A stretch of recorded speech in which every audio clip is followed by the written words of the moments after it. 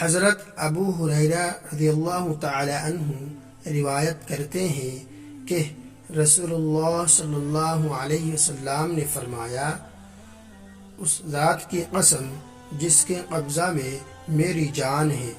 یقیناً وہ زمانہ قریب ہے جب کہ ابن مریم تمہارے درمیان اتاریں گے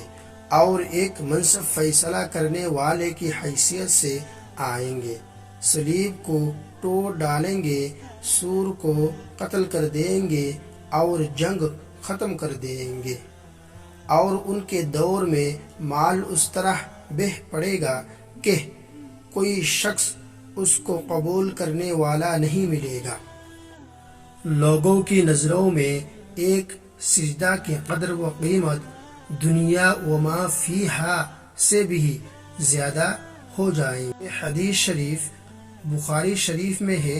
اور امام مسلم رحمۃ اللہ علیہ نے بھی اس کو ذکر کیا ہے۔